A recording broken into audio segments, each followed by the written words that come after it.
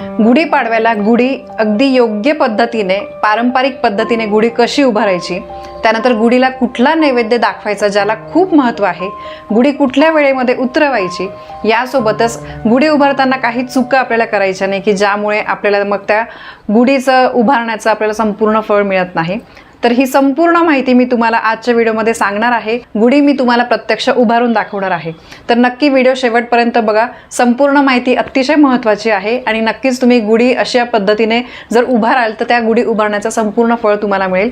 गुढी उभारताना आपल्याला एक मंत्र सुद्धा म्हणायचा असतो, त्या मंत्राला सुद्धा खूप महत्त्व आहे। तर सगळ्यात पहिले गुढीपाडव्याच्या तुम्हा सगळ्यांना खूप खूप शुभेच्छा। येणारं जे नवीन वर्ष आहे ते सगळ्यांना अगदी आनंदाचं, सुखाचं, समृद्धीचं जाऊ देत, हीच मी आपल्या स्वामींच्या चरणी, कुलदेवीच्या चरणी प्रार्थना करते। तर बघा, गुढीपाडव्याचा शुभ मुहूर्त काय आहे तर ते मी तुम्हाला सगळ्यात पहिले सांगते।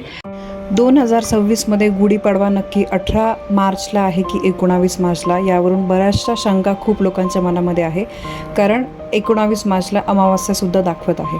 तर त्यामुळे बघा, अमावास्या प्रारंभ जो आहे तो सकाळी 18 तारखेला बुधवारी सकाळी 8:26 सुरू होत आहे आणि अमावास्या समाप्ती ही 19 मार्चला गुरुवारी सकाळी 6:54 होते।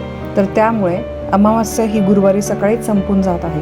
तर गुढीपाडवा जो आहे म्हणजे गुढी आपल्याला कोणत्या वेळेमध्ये उभारायची आहे, कोणता शुभ मुहूर्त आहे, तर तो आहे गुढीपाडवा गुरुवार 19 मार्च 2026ला साजरी केली जाईल। गुढी उभारण्याचा शुभ मुहूर्त आहे सकाळी म्हणजे 19 मार्चला सकाळी 6:55 नंतर ते सकाळी 8:44 ठीक आहे। तर 19 तारखेलाच आपल्याला जवळपास सकाळी 7 वाजेनंतर गुढी उभारायची आहे आणि शक्यतो आपण दुपारी 12 वाजेपर्यंत गुढी आपण उभारत असतो। आपण जी गुढी उभारतो तर त्याला ब्रह्मध्वजारोहण म्हणजे त्याला ब्रह्मध्वज असं सुद्धा म्हटलं जातं। तर आता मी तुम्हाला पटकन दाखवते की आपल्याला गुढी कशी उभारायची आहे।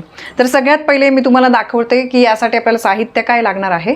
गुढी उभारण्यासाठी आपल्याला काय काय लागणार आहे तर बघा, इथे आहे तांब्याचा तांब्या, त्यानंतर हळद, कुंकू, अक्षता, त्यानंतर ही फुलांची माळ आहे, रक्षासूत्र, यामध्ये तेल आहे आणि ही साखर गाठीची माळ, यानंतर आंब्याचे पान, अशोकाचे पान आहेत आणि लिंबाचे पानं। तर लिंबाचे पानं शक्यतो त्याला बघा असे फुलं असतील असे लिंबाचे पान, कडुलिंबाचा जो पाला आहे तर तो तुम्हाला आणायचा आहे। तर या गोष्टी, त्यानंतर एक साडी किंवा तुम्ही केशरी रंगाचं वस्त्र आणि अशी ही वेळूची काठी। तर एवढ्याच वस्तू आपल्याला फक्त गुढी उभारण्यासाठी लागणार आहेत। आता बघा, या ठिकाणी ना मी छान असं छोटंसं पाट घेतलेलं आहे, त्यावर नारळ आहे आणि दिवा आहे। तर आपल्याला पाटावर गुढी जी आहे तर ती शक्यतो उभारायची असते, पण समजा तुम्ही फ्लॅट सिस्टीममध्ये राहतात तर आपण गॅलरीमध्ये, खिडकीमध्ये सुद्धा गुढी उभारू शकतो, पण खाली त्याला जस्ट एक सपोर्ट म्हणून तुम्हाला जर पाट ठेवता आला ना तर नक्कीच तुम्ही पाट पण ठेवा तिथे। आता आपण गुढी कशी उभारायची तर ते बघू। सगळ्यात पहिले बघा, गुढीपाडव्याच्या दिवशी अगदी पहाटे सकाळीच तुम्हाला अशी वेळूची ही काठी घ्यायची आहे, ठीक आहे। गुढीपाडव्याच्या दिवशी सगळीकडे आदल्या दिवशी पण तुम्हाला हे सगळं सामान मिळून जाईल। तर या गुढीला सगळ्यात पहिले तुम्हाला बघा तेल लावायचं आहे। तर या वाटीमध्ये बघा तेल आहे, दोघं हातांना छान आपल्याला तेल चोळायचं आहे, ठीक आहे, आणि याला आपल्याला तेल लावायचं आहे। संपूर्ण काठीला तुम्हाला व्यवस्थित तेल लावायचं आहे। तेल लावल्यानंतर बऱ्याचदा या काठीला आपण उटण्याने सुद्धा धुतो, उटण्याने तुम्हाला धुता आलं तर नक्कीच धुवा। यानंतर बघा 2 बोट पाण्यामध्ये बुडवायचे आहे आणि त्यानंतर अष्टगंधामध्ये किंवा हळद आणि कुंकवामध्ये बुडवून गुढीला अशा प्रकारे सगळीकडे तुम्हाला हळदी आणि कुंकवाचे बोट लावायचे आहे। तर बघा, या ठिकाणी मी तुम्हाला दाखवते, अशा प्रकारे आपल्याला गुढीला सगळीकडे हळद आणि कुंकवाचे बोट लावायचे आहे, ठीक आहे। आता यानंतर बघा, गुढीला तेल लावल्यानंतर गरम पाण्याने धुतल्यानंतर त्याला हळद आणि कुंकवाचे पट्टे उडायचे आहे आणि नंतर या निमुळत्या टोकाला, या काठीच्या निमुळत्या टोकाला तुम्हाला केशरी रंगाचं वस्त्र, शक्यतो याला केशरी रंगाचं वस्त्र आपण बांधत असतो किंवा तुम्ही लाल म्हणा, पिवळं म्हणा, कारण हा ब्रह्मध्वज असतो, या दिवसापासून नवीन वर्षाची सुरुवात होत असते। तर त्यामुळे तुम्हाला याच्या टोकाला सगळ्यात पहिले आपल्याला साडी लावायची आहे किंवा तुम्ही केशरी रंगाचं कापड आणलं तरी पण चालेल। तर आता बघा, मी ही सेपरेट जी साडी आहे ही दरवर्षी गुढीसाठी मी आणून ठेवते, म्हणजे ही त्याच्यासाठीच मी वापरत असते। तर या निमुळत्या टोकाला आपल्याला पहिले ही जी साडी आहे तर ही आपल्याला अशा प्रकारे लावायची आहे, ठीक आहे। साडीला व्यवस्थित तुम्ही अशा प्लेट्स टाकून घ्या, म्हणजे ते लावल्यानंतर पण खूप छान दिसतं आणि हे हलणार नाही शक्यतो, तर त्यामुळे तुम्हाला एकाच वेळेस सगळं व्यवस्थित बांधायचं आहे। या रक्षासूत्राने आपल्याला सगळ्या गोष्टी बांधायच्या आहे। आता बघा, या साडीसोबत अजून आपल्याला काय काय लावायचं आहे तर बघा ही साखरगाठीची माळ, ठीक आहे, साखरगाठीची माळ इथे लावायची आहे. यानंतर फुलांची माळ, ही फुलांची माळ मी लावली आहे. यानंतर यामध्ये बघा अशोकाचे पान, आंब्याचे पान आणि कडुलिंबाचा पाला, त्याला थोडेसे फुलं असले तर अतिउत्तम, कारण त्यांना जास्त महत्त्व आहे. हे पण आपल्याला याच्यासोबत इथे बांधायचं आहे. आता या सगळ्या गोष्टी आपल्याला या रक्षासूत्राने अगदी व्यवस्थित पक्क्या बांधून घ्यायच्या आहे. आता मी पहिले बांधून घेते आणि मग तुम्हाला दाखवते.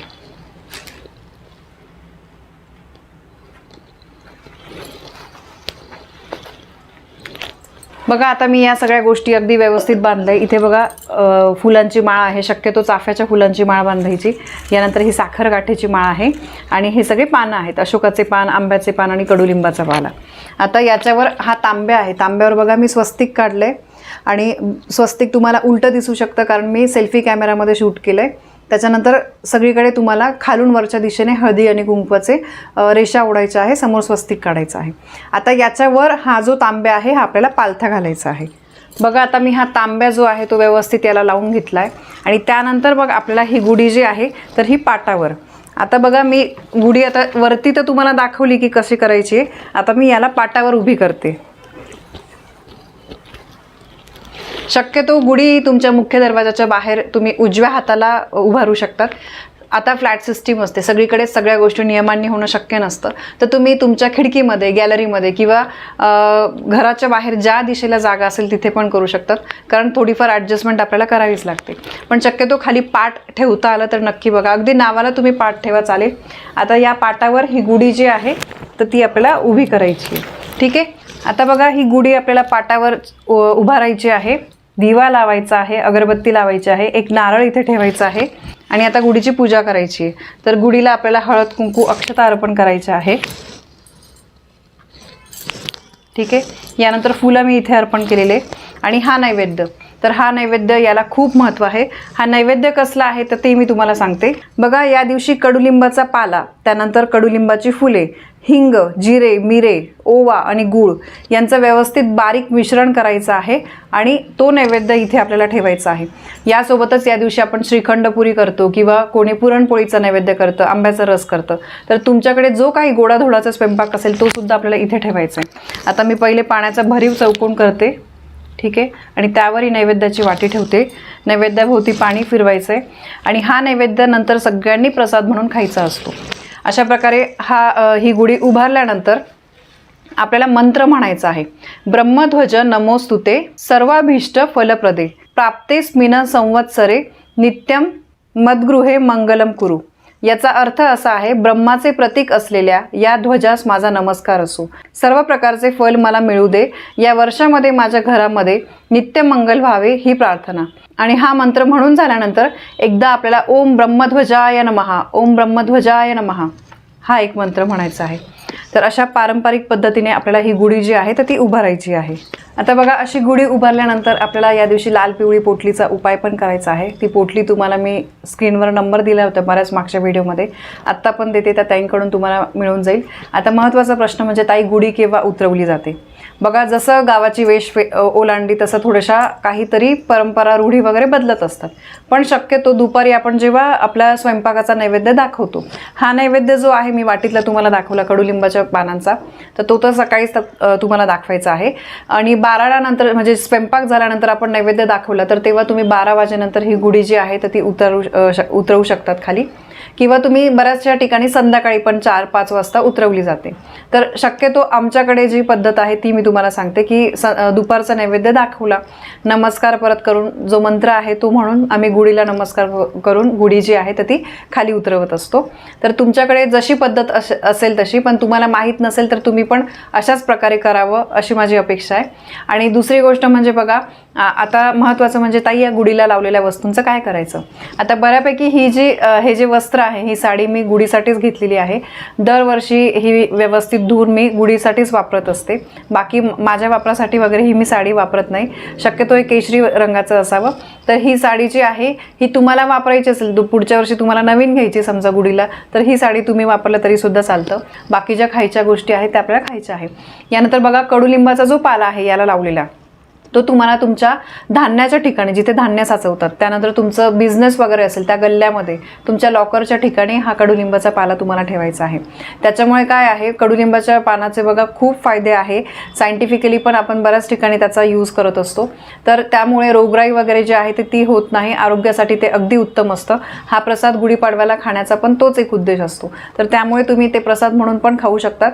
आणि उरलेले जास्तच असतील तर ते जसं मी तुम्हाला सांगितलं, धान्याच्या ठिकाणी ठेवा, लॉकरच्या ठिकाणी ठेवा. तुमचा धंदा वगैरे असेल तुम्ही तुमच्या गल्ल्यामध्ये ठेवू शकता.